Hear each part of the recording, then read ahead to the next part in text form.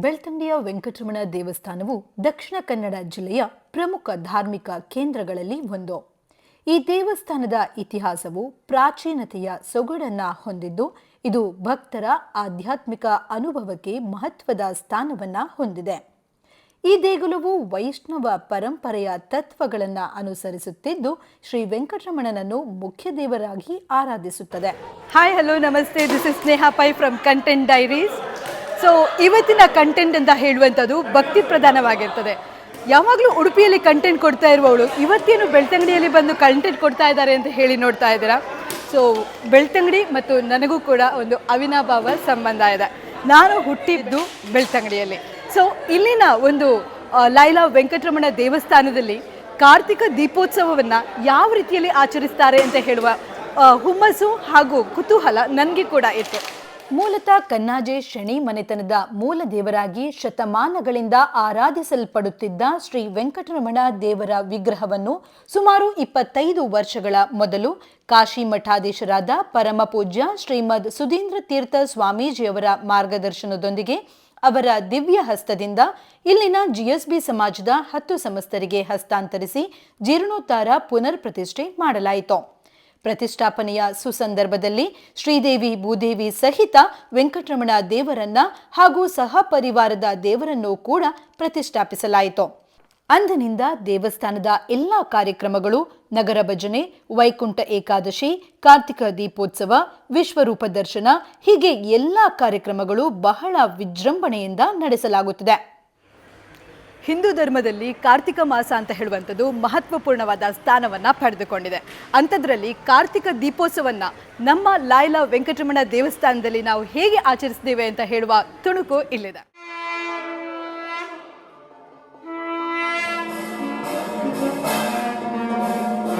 ನಾನಿವತ್ತು ಕಾರ್ತಿಕ ದೀಪೋತ್ಸವ ಅಂದರೆ ಕಾರ್ತಿಕ ಹುಣ್ಣಿಮೆಯ ದಿನ ಬೆಳ್ತಂಗಡಿಯ ಲೈಲಾ ವೆಂಕಟರಮಣ ದೇವಸ್ಥಾನದಲ್ಲಿ ಯಾವೆಲ್ಲ ರೀತಿಯಲ್ಲಿ ವಿಜೃಂಭಣೆಯಿಂದ ಮೆರವಣಿಗೆಯನ್ನ ಮಾಡ್ತಾ ಊರೆಲ್ಲ ತಿರುಗಿ ಕಾರ್ತಿಕ ದೀಪೋತ್ಸವವನ್ನು ಆಚರಿಸ್ತಾರೆ ಅಂತ ಹೇಳುವುದನ್ನು ನಿಮಗೆ ತೋರಿಸ್ಲಿಕ್ಕಿದ್ದಾನೆ.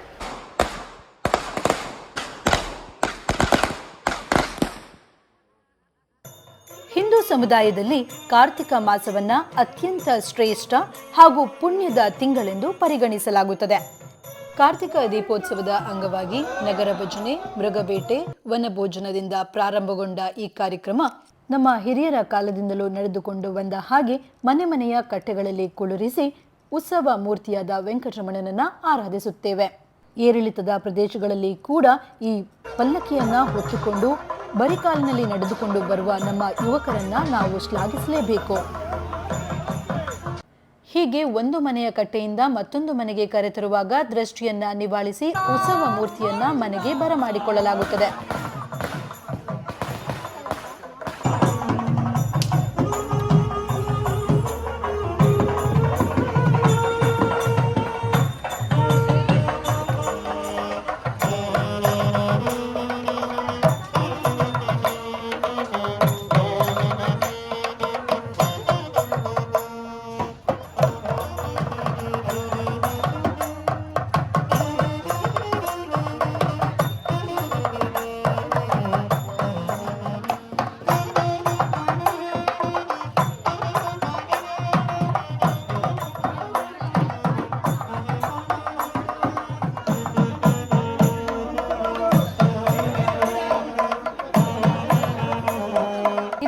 ಅಜ್ಜನ ಮನೆ ಅಂದರೆ ದಿವಂಗತ ಬೆಳ್ತಂಗಡಿ ನರಸಿಂಹ ಭಟ್ಟರ ಕುಟುಂಬ.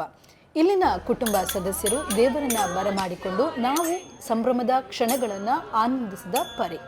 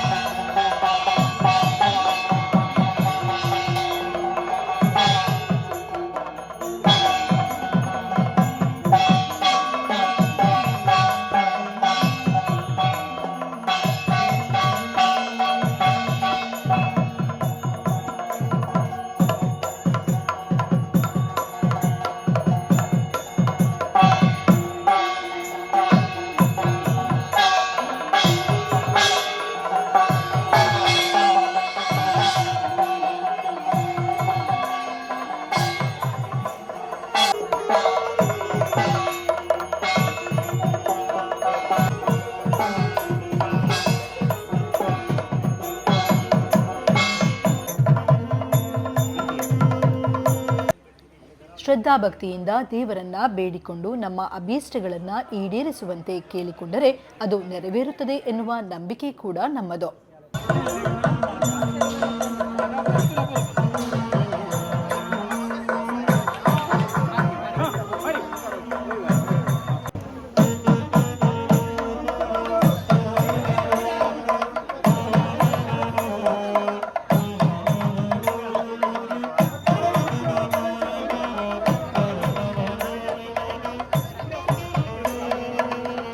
ಈ ಸಂದರ್ಭದಲ್ಲಿ ಆಗಮಿಸಿರುವ ಎಲ್ಲ ಅತಿಥಿ ಬಾಂಧವರನ್ನ ಉಪಹಾರವನ್ನ ನೀಡಿ ಸತ್ಕರಿಸುವುದು ನಮ್ಮ ಸಂಪ್ರದಾಯ.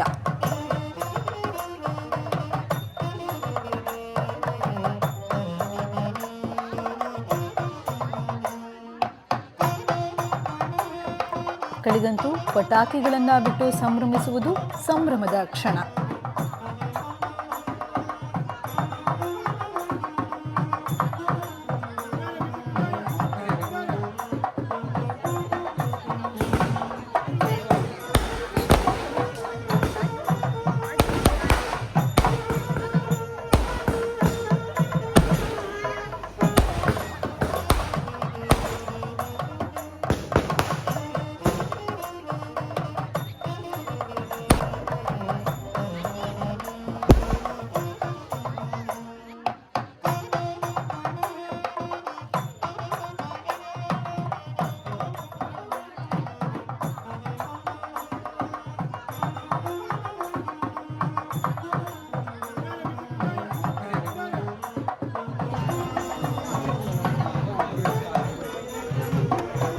ಬೆಳ್ತಂಗಡಿಯ ಜಿಎಸ್ಬಿ ಸಮಾಜ ಬಾಂಧವರಿಗೆ ಶ್ರದ್ಧಾ ಕೇಂದ್ರವಾಗಿ ವೆಂಕಟರಮಣ ದೇವರ ಸನ್ನಿಧಿಯೇ ಪ್ರಾಧಾನ್ಯವಾಗಿದ್ದುದರಿಂದ ಕನ್ನಾಜಿ ಮನೆಯವರ ಮನೆ ದೇವರಾಗಿದ್ದರೂ ಸಹ ಸುಮಾರು 90 ವರ್ಷಗಳಿಂದ ಈ ಕಾರ್ತಿಕ ದೀಪೋತ್ಸವ ವೈಭವದಿಂದ ನಡೆದುಕೊಂಡು ಬಂದಿದೆ.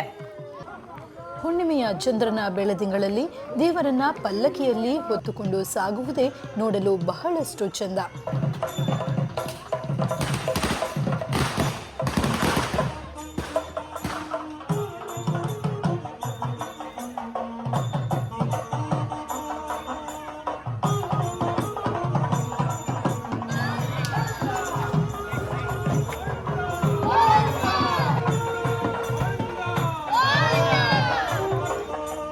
ಕಾರ್ತಿಕ ದೀಪೋತ್ಸವದ ಸುಸಂದರ್ಭದಲ್ಲಿ ಒಂದು ದೀಪವನ್ನ ಹಚ್ಚುವುದು ಕೂಡ 100 ದೀಪವನ್ನ ಹಚ್ಚಿದ ಪುಣ್ಯವನ್ನು ಕೊಡುತ್ತದೆ ಎನ್ನುವ ನಂಬಿಕೆ ಕೂಡ ಇದೆ. ಇದು ಭಗವಂತನ ಪ್ರಸನ್ನತೆಯನ್ನ ಸಂಪಾದಿಸಲು ಹಾಗೂ ಆಧ್ಯಾತ್ಮಿಕ ಶ್ರದ್ಧೆಯನ್ನ ಉಂಟು ಮಾಡಲು ಮಹತ್ವದ ಆಚರಣೆಗಳಲ್ಲಿ ಒಂದಾಗಿದೆ.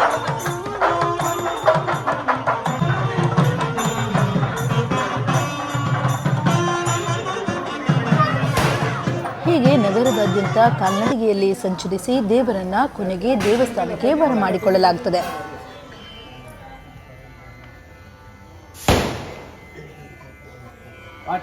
ಪಲ್ಲಕ್ಕಿಯಲ್ಲಿ ಊರನ್ನ ಸಂಚರಿಸಿ ಬಂದ ಉತ್ಸವ ಮೂರ್ತಿಯನ್ನ ದೇವಸ್ಥಾನಕ್ಕೆ ಬರಮಾಡಿಕೊಂಡು ಅಲ್ಲಿಂದ ದೃಷ್ಟಿಯನ್ನ ನಿವಾಳಿಸಿ ನಂತರ ದೇವಸ್ಥಾನದ ಒಳಗೆ ಬರಮಾಡಿಕೊಳ್ಳಲಾಗುತ್ತದೆ.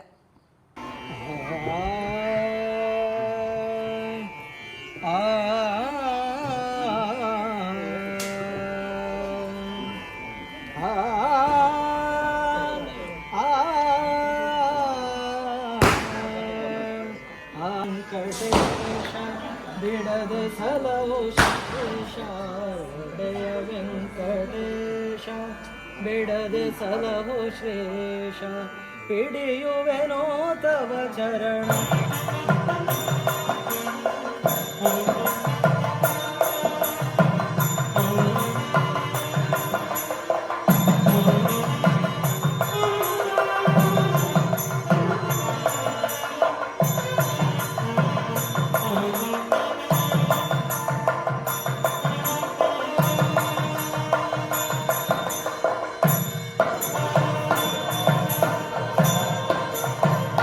ದೇವಸ್ಥಾನದ ಆವರಣದ ಒಳಗೆ ಕರೆದುಕೊಂಡ ಪಲ್ಲಕ್ಕಿಯನ್ನ ಬೇರೆ ಬೇರೆ ನಾದಸ್ವರಗಳಿಂದ ಅಂದರೆ ಶಂಖನಾದ, ಭಜನೆಯಿಂದ ಹಾಗೂ ವಾದ್ಯಗಳೊಂದಿಗೆ ಆರಾಧಿಸುತ್ತಾ 5 ರಿಂದ 7 ಸುತ್ತುಗಳನ್ನು ಹಾಕಲಾಗ್ತದೆ.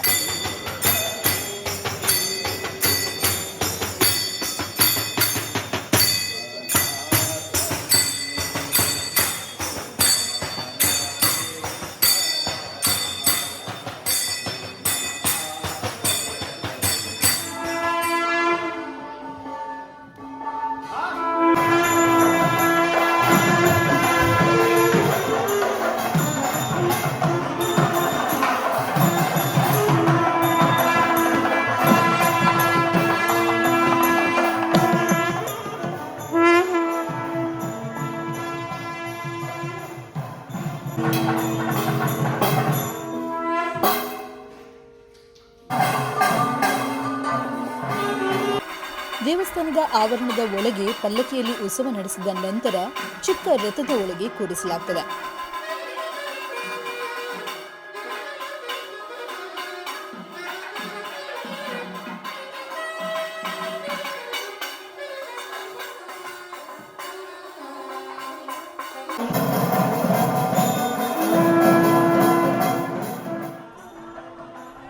ದೇವಸ್ಥಾನದ ಆವರಣದೊಳಗೆ ನಡೆಯುವ ಈ ರಥದ ಉತ್ಸವದಲ್ಲಿ ಮಹಿಳೆಯರಿಗೂ ಹಾಗೂ ಮಕ್ಕಳಿಗೂ ರಥವನ್ನು ಎಳೆಯುವ ಅವಕಾಶವನ್ನು ನೀಡಲಾಗುತ್ತದೆ.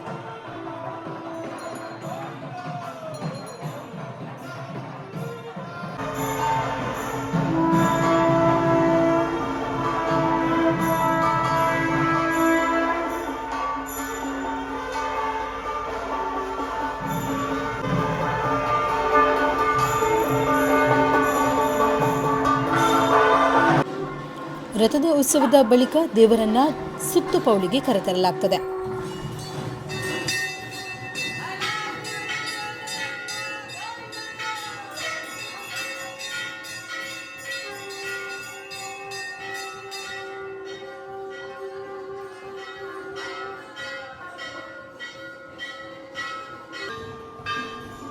ತದನಂತರ ಉತ್ಸವ ಮೂರ್ತಿಯನ್ನ ಗರ್ಭಗುಡಿಯ ಒಳಗೆ ಕೂರಿಸಲಾಗುತ್ತದೆ.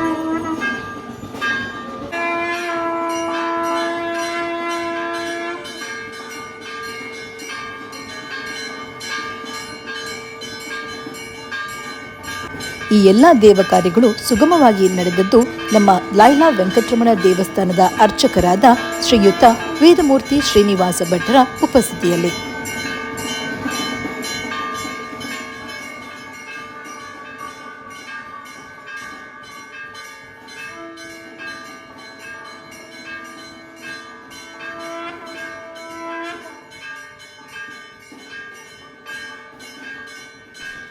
ಉತ್ಸವ ಮೂರ್ತಿಯ ಶುಚಿತ್ವದ ಕೆಲಸ ನಡೆದ ನಂತರ ಗರ್ಭಗುಡಿಯಲ್ಲಿ ದೇವರಿಗೆ ಪೂಜೆಯನ್ನು ಸಲ್ಲಿಸಲಾಗುತ್ತದೆ.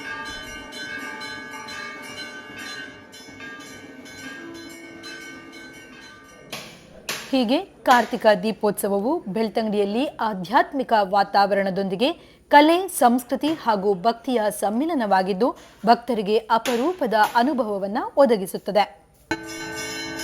ಪುಟ್ಟದೊಂದು ಗ್ರಾಮವಾಗಿದ್ದರೂ ಕೂಡ ಜನರ ಸಾಮ್ಯತೆ, ಏಕತೆ ಹಾಗೂ ಶ್ರದ್ಧಾಭಕ್ತಿಯ ಸೇವೆಗೆ ಹೆಸರುವಾಸಿಯಾಗಿದೆ.